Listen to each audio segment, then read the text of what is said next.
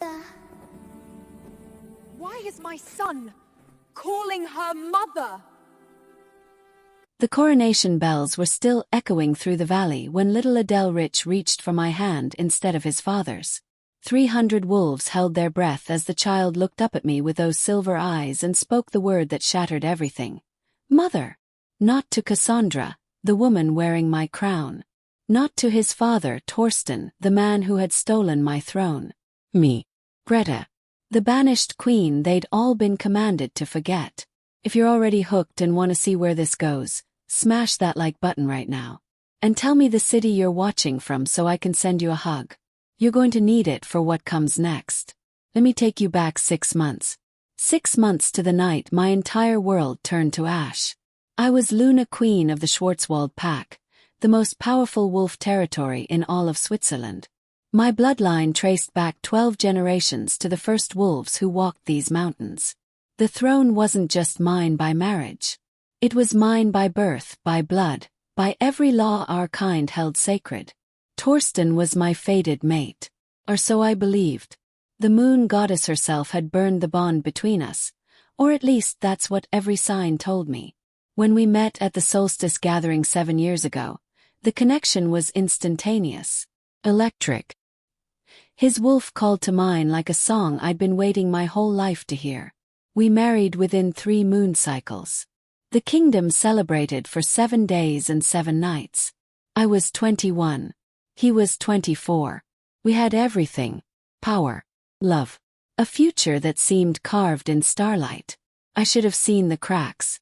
I should have noticed how his eyes lingered on Cassandra whenever she visited from the Bernwald pack. How his wolf grew restless during the full moons when I couldn't conceive. How the council members he'd appointed started questioning my decisions, slowly, subtly, like wolves testing the ice before crossing a frozen lake. But I was blind. Stupidly, completely blind. The night it happened, we were hosting the annual Alpha Summit. 32 pack leaders from across Switzerland and neighboring territories. It was the most important gathering of the year, and I'd spent months preparing. Everything had to be perfect. Torsten asked me to take a walk with him in the gardens after the feast. The apple blossoms were in full bloom, their scent thick and sweet in the spring air. I remember thinking how romantic it was. How thoughtful. My mate, stealing a quiet moment with me despite all the political pressure. We walked past the ancient oak where we'd carved our initials on our wedding night. Past the fountain where he'd first kissed me. All the way to the cliff edge overlooking the valley, where the lights of our kingdom spread out below us like fallen stars. That's when his wolf emerged. Not in passion. In dominance. I, Torsten Klaus of the Schwarzwald pack, reject you, Greta Magdalena, as my mate and my Luna. The words hit me like silver bullets. Each syllable burned through the bond between us, tearing it apart fiber by fiber. I collapsed to my knees, unable to breathe, unable to think, as the most agonizing pain I'd ever experienced ripped through my chest. He didn't stop. He kept talking while I writhed on the ground. You have failed in your primary duty. 3 years without an heir. 3 years of empty nurseries and disappointed expectations. The kingdom needs strength, not a barren queen who can't even fulfill the most basic purpose of a Luna. I tried to speak. Tried to tell him we could try other ways, see other healers, that love mattered more than heirs. But my wolf was dying inside me, howling in anguish, and I couldn't form words. Cassandra carries my child, he continued. His voice cold as winter stone. A son. Confirmed by the pack doctor this morning. She will be my new Luna. You will leave these lands by dawn, taking nothing but the clothes on your back. If you're found within our territory after sunrise, you'll be executed as a rogue. He turned and walked away. Just like that. 7 years together, and he walked away like I was nothing. Like we were nothing. I don't remember how long I lay there on that cliff edge. Hours maybe. Part of me wanted to jump. To let gravity finish what the rejection had started. But my wolf, broken as she was, refused to surrender. She pulled me back from the edge, whispering that this wasn't the end. It couldn't be the end. I stumbled back to the castle as dawn painted the sky pink and gold. The guards didn't meet my eyes. The servants I'd known for years turned their backs. Everyone knew. Course everyone knew. Torsten had made sure of it.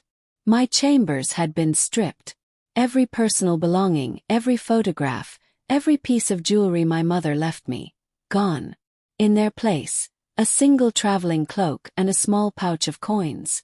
Enough to survive a few weeks if I was careful. An insult disguised as mercy. I saw Cassandra in the hallway as I left. She wore one of my dresses, altered to fit her swollen belly. Her hand rested on it protectively, possessively. She smiled at me. Not a cruel smile. Worse, pitying one. "It's nothing personal, Greta," she said softly. "The kingdom needs an heir. You understand, don't you?" I didn't respond. What could I say? That she was destroying my life. That she was complicit in the greatest betrayal I'd ever known. She wouldn't care.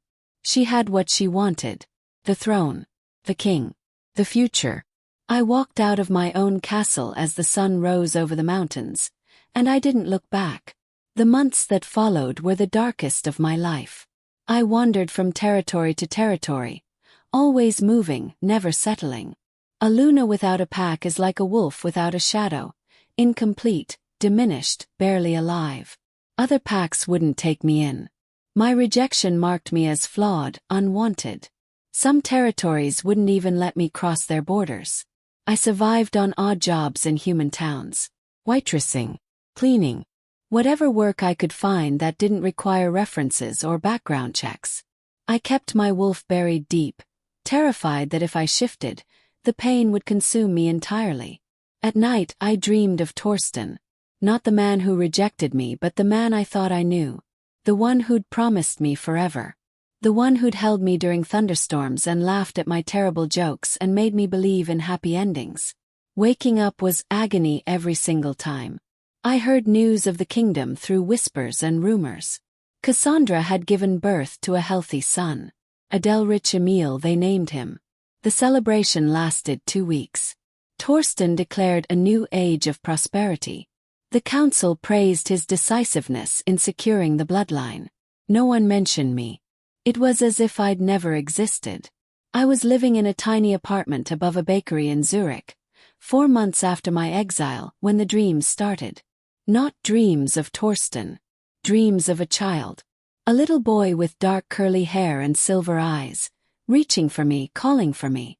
I'd wake up with tears on my face and an ache in my chest that had nothing to do with the broken mate bond. I didn't understand it. I tried to dismiss it as grief, as my wolf mourning the children we'd never have. But the dreams grew stronger, more vivid, more insistent. In them the boy was scared. Someone was hurting him. Not physically. There were no bruises, no obvious wounds. But his spirit was breaking. I could feel it like it was my own pain. I started asking questions. Carefully, quietly. I still had a few contacts who hadn't completely abandoned me. A former guard who felt guilty about my exile. A kitchen servant who'd been my friend before politics made friendship dangerous. What they told me made my blood run cold. Adelrich was developing slowly. Not physically. He was healthy, strong, ahead of most pups his age in that regard. But emotionally, spiritually, he was struggling. He didn't speak. He didn't play. He cried constantly, inconsolably, especially around Cassandra. The pack whispered that he was cursed. That the moon goddess was punishing Torsten for his treatment of me. Torsten denied it publicly while consulting every healer, every shaman, every expert he could find privately. Nothing helped. The child remained silent and sad, despite having everything a prince could want. The dreams intensified. I started seeing through the child's eyes sometimes, watching Cassandra try to hold him, only for him to squirm away, whimpering. Watching Torsten grow frustrated, angry, demanding to know what was wrong with his heir. I realized something that should have been impossible. Somehow, someway, this child and I were connected. I should have stayed away. It was safer. Martyr. Going back to Schwarzwald meant risking my life. Torsten had made his decree clear. Rogues on his territory were executed on sight, and that's what I was now. A rogue. An outcast. Nothing. But that little boy in my dreams, crying in the darkness, calling for something he couldn't name. I couldn't abandon him. My wolf wouldn't let me. So I went back. 6 months after my exile, I crossed into Schwarzwald territory under the cover of night. I'd learned to mask my scent, to move like a ghost through the forests I'd once ruled. Being broken had taught me new skills. Being nothing had made me invisible. I watched the castle from the tree-line for 3 days, learning the guard rotations, noting the changes Torsten had made. There were more patrols now, more security. He'd grown paranoid, it seemed. Or perhaps he'd always been this way and I'd been too trusting to notice. On the 4th night, I saw them in the garden. Torsten, Cassandra, and little Adele Rich. The child looked so small in his father's arms, so fragile. Torsten was trying to make him laugh, making faces, tickling him gently. The boy just stared with those haunting silver eyes, silent and solemn. Cassandra took him next, cooing soft words, promising treats if he'd just smile for Mama. The boy turned his face away. That's when he saw me. Through the darkness, through the distance, through every barrier I'd erected to stay hidden. He saw me. Those silver eyes locked onto mine, and the bond I'd felt in my dreams snapped into sharp, crystal clarity. He wasn't just connected to me. He was mine. Not by blood but by something deeper. Something the moon goddess herself had woven when Torsten rejected me. The child opened his mouth, and for the first time in his short life he spoke. Mama. Not loudly, barely a whisper. But in the shocked silence of that garden, it echoed like thunder. Torsten and Cassandra froze. They looked around frantically, trying to understand who the child was reaching for, who he was calling to. But I'd already melted back into the shadows, my heart pounding so hard I thought it would burst. The boy started crying, screaming, inconsolable in a way he'd never been before. I heard it from the forest, and it tore me apart, but I couldn't reveal myself. Not yet. Not until I understood what was happening. I spent the next 2 months researching. I traveled to the Elderwood Pack, where the oldest records were kept. I consulted with a wise woman who lived alone in the mountains, a wolf so ancient she remembered the first laws of our kind. She's the one who explained it to me. A true mate bond is never truly broken, she said, her milky eyes seeing far more than they should. When Torsten rejected you, he rejected the moon goddess's will. The bond didn't break, it transferred. To the child. To the heir of the man who wronged you. That's impossible, I whispered. No, child. It's justice. The goddess's justice. That boy is the bridge between what was and what will be. He carries both bloodlines now, his father's and yours. Not by birth but by destiny. You are his true mother in all the ways that matter. And when the time is right, everyone will know it. I didn't believe her. Couldn't. It was too strange, too mythical. Too much like the old stories grandmothers told to entertain pups on winter nights. But the dreams continued. And in them, Adelrich's first word was always the same. Mama. The summons came on a cold November morning. Not for me, I was still in hiding, still legally banished. But an announcement for the entire kingdom. The prince would be formally presented to the pack leaders at the winter solstice celebration. Every wolf of rank was required to attend. It would be Adelrich's first official public appearance. I knew I had to be there. Whatever was happening between me and this child, it would come to a head at that ceremony. The moon goddess was orchestrating something, and I was either going to be part of it or destroyed by it. Getting into the castle for the celebration was surprisingly easy. I'd kept a few loyal friends, wolves who'd served my family for generations and hadn't forgotten where their true loyalties lay. They smuggled me in as a servant, disguised in simple clothes with my hair bound and my scent masked by herbs. I worked in the kitchens during the feast, keeping my head down, listening to the gossip flowing around me. Adele Rich still hadn't spoken again since that night in the garden. The pack leaders were concerned. A silent Heir was seen as weak, possibly touched by dark magic. There were whispers that Torsten should set him aside, take another mate, try for a different son. Cassandra was desperate.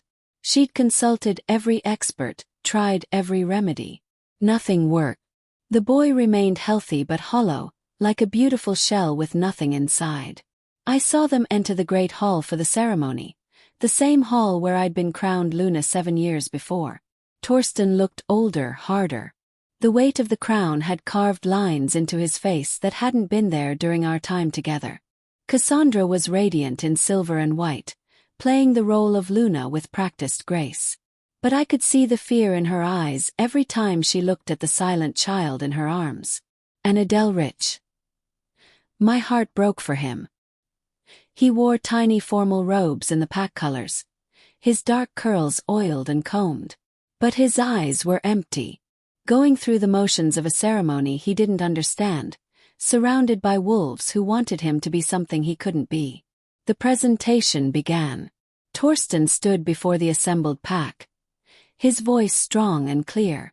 Today we present Rich Emil, heir to the Schwarzwald pack, prince of our kingdom, future Alpha. May the moon goddess bless him with strength, wisdom, and the courage to lead our people into prosperity. The pack howled their approval. The sound shook the rafters. Cassandra brought the boy forward, placing him on the raised platform where every wolf could see him. This was the moment where the child was supposed to howl back, showing his wolf, proving his strength. Rich stood there, small and silent. The hall grew quiet, uncomfortable. Torsten's jaw tightened. Cassandra's smile became strained. Howl for your pack, my son, Torsten commanded gently. Show them your strength. Nothing. The child just stared out at the crowd with those haunting silver eyes. I didn't plan what happened next. I didn't think. I simply moved, drawn by something deeper than instinct, guided by the bond that had been building between us for months. I walked out of the servants' alcove and into the great hall. 300 wolves turned to look at me. Gasps rippled through the crowd as people recognized me despite my disguise. Greta! Someone whispered. The name passed from wolf to wolf like wildfire. The banished queen. Torsten's face went white, then red with rage.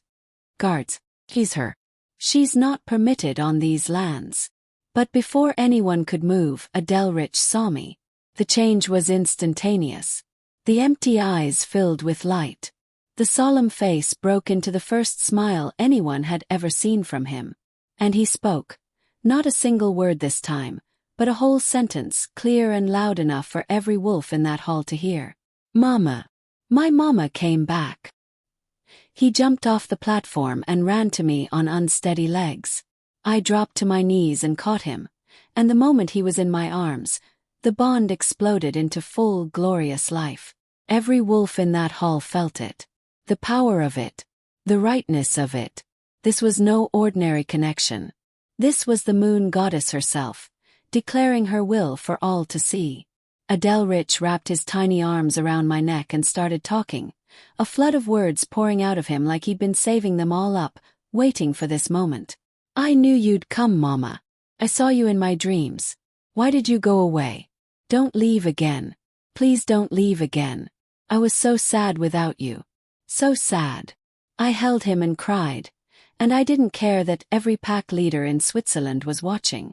I didn't care that Torsten was shouting orders that no one was following. I didn't care about anything except this child in my arms who called me mother. The wise woman from the mountains was there.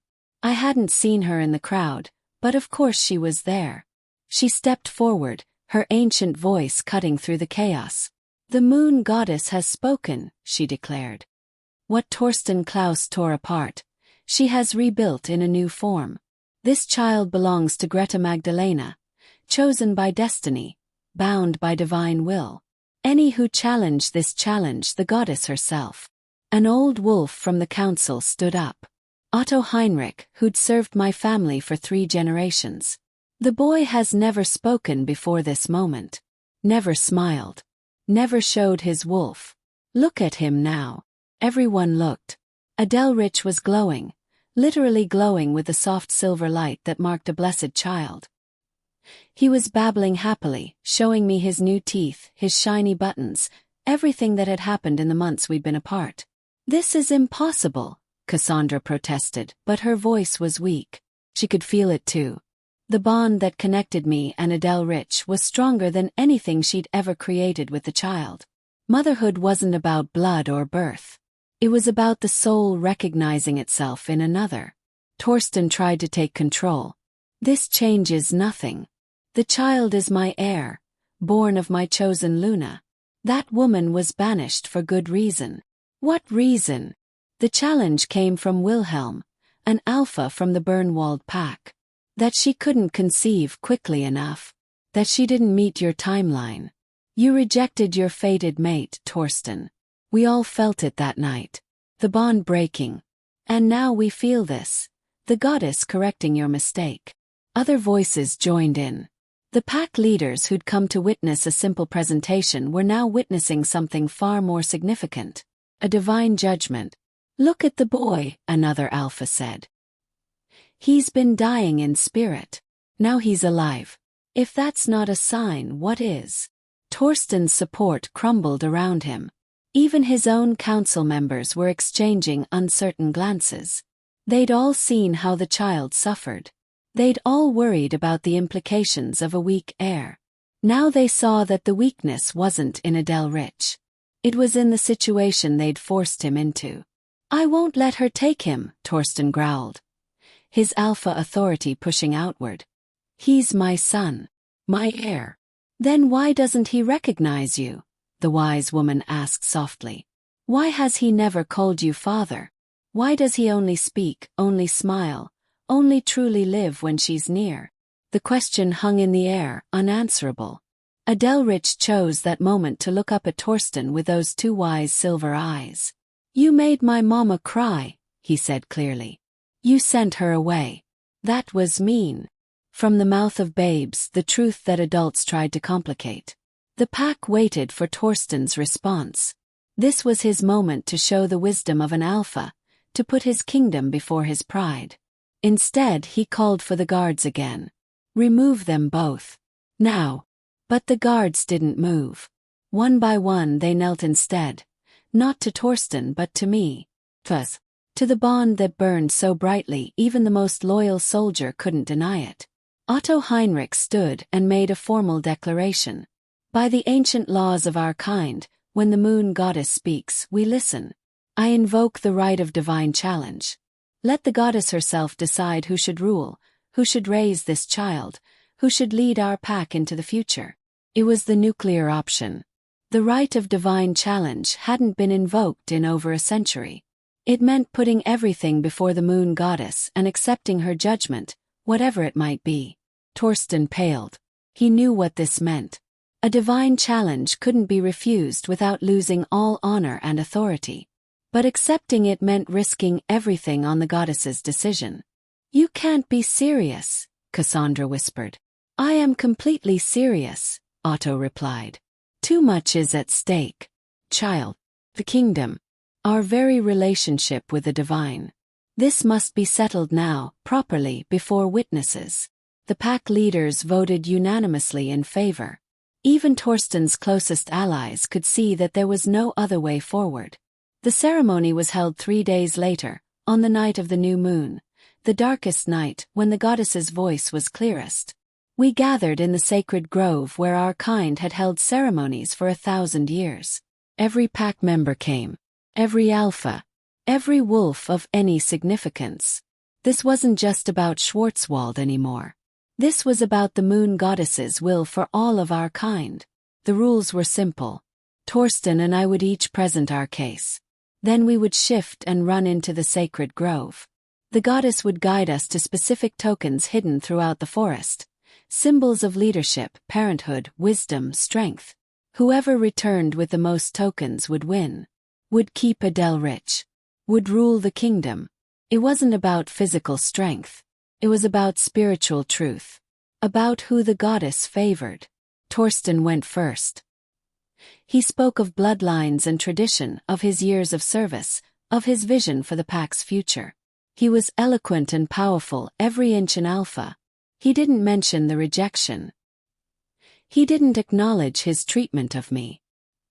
He simply presented himself as the rightful king with the rightful heir. Then it was my turn. I didn't have his eloquence. I didn't have prepared speeches or political alliances. I simply told the truth. I loved him, I said, gesturing to Torsten. With everything I was.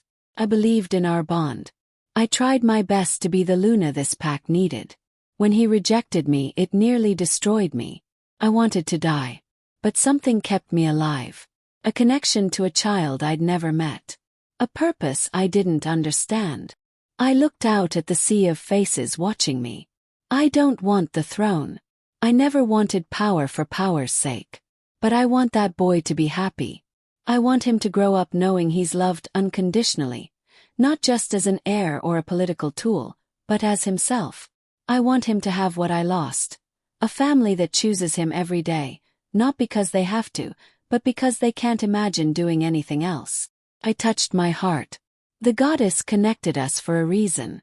Maybe to heal what was broken. Maybe to show that love is more than blood and bonds. Maybe just because a child needed a mother and I needed a purpose. I don't fully understand it. But I trust it. I trust her.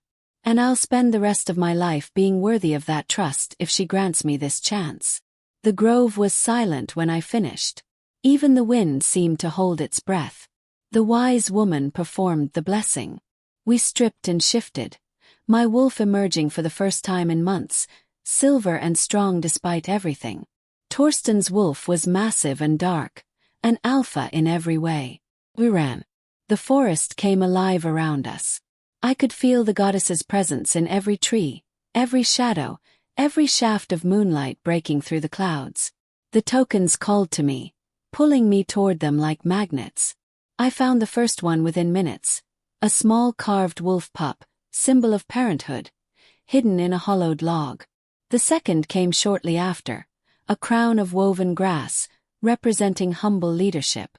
I ran faster, my wolf singing with joy at being free, being alive, being part of something greater than herself. By the time I emerged from the forest, I carried 7 tokens. 7 symbols of the qualities the goddess valued. Torsten emerged moments later. He carried 3, symbols of strength, tradition, and perseverance. But it was the final token, the one neither of us had found, that sealed everything. Adelrich walked into the sacred grove, led by the wise woman. In his tiny hands, he carried the 8th token, a heart carved from moonstone, the symbol of true love. He walked straight to me and placed it in my palm. "For Mama," he said simply. "The goddess told me to give this to my mama." The gathering erupted. Wolves howled to the heavens. The goddess had spoken through the child himself, and her message was unmistakable. Otto Heinrich made the formal declaration. By divine will and sacred trial, Greta Magdalena is restored to her full rights and titles. Luna Queen of Schwarzwald, mother to the heir, blessed by the moon goddess herself. He turned to Torsten. "You will step down as Alpha, effective immediately. Your rejection of your true mate, your cruel banishment of this woman, and your failure to recognize the goddesses will have marked you as unfit to lead." Torsten stood there, defeated, broken. For a moment, I almost pitied him. He'd lost everything in his quest to secure everything. Cassandra was granted mercy. She could stay or leave as she chose, with financial support but no titles, no authority. She chose to leave, unable to bear watching another woman raise the child she'd birthed. I didn't gloat. I didn't revel in Torsten's downfall. I simply picked up Adelrich and held him close. This gift from the goddess, this child who'd saved me as much as I'd saved him. That was 8 months ago. Today the kingdom thrives. Adelrich grows stronger every day, talking constantly, laughing, playing, showing the leadership qualities of a true heir. He calls me Mama, and my heart still melts every single time. I've taken a new mate. Not a political arrangement, but a genuine connection with Friedrich, a kind wolf from the council who'd spoken up for me during my darkest days. Our bond is different from what I had with Torsten. Quieter, steadier, built on respect and genuine love rather than explosive passion. Torsten lives in exile now, ironically, experiencing the same fate he inflicted on me. I granted him dignity and resources, more than he granted me because being better than him matters to me. Sometimes I wonder if he regrets it. If he lies awake at night thinking about what he destroyed. But mostly I don't think about him at all. I think about Adelrich learning to read, sounding out words with fierce concentration. I think about Friedrich teaching him to fight, patient and encouraging. I think about the kingdom finding its soul again, remembering that leadership is about service, not power. The moon goddess works in mysterious ways. She took away my mate and gave me a son. She took away my crown and gave it back with wisdom. She broke me down to nothing so she could rebuild me into something stronger. 3 nights ago, during the full moon ceremony, Adelrich stood before the pack for the first time as an official speaker. He's only 3 years old, but the goddess blessed him with words beyond his years. My mama says the goddess makes no mistakes, he announced proudly. Even when things seem broken, she's building something new. I'm glad things broke because it meant my real mama could find me. The pack howled their approval and I cried. Not tears of pain this time, but of overwhelming gratitude. This is my kingdom now. These are my people. This is my son. And every day, I wake up thankful that sometimes the worst betrayal can lead to the greatest blessing. Sometimes the throne you lose is returned with a crown you actually deserve. And sometimes, just sometimes, a little boy's voice can change everything. He took my mate and my throne. But his heir gave me something more valuable. A purpose, a family, and a love that no rejection can ever break. The goddess always has the last word. Always. If this story touched you, if you felt every moment of Greta's pain and triumph, hit that subscribe button. Drop a comment telling me what you'd do in her situation. And seriously, tell me your city so I can send you that hug. We all need one after a story like this. See you in the next one, where betrayal gets even more complicated.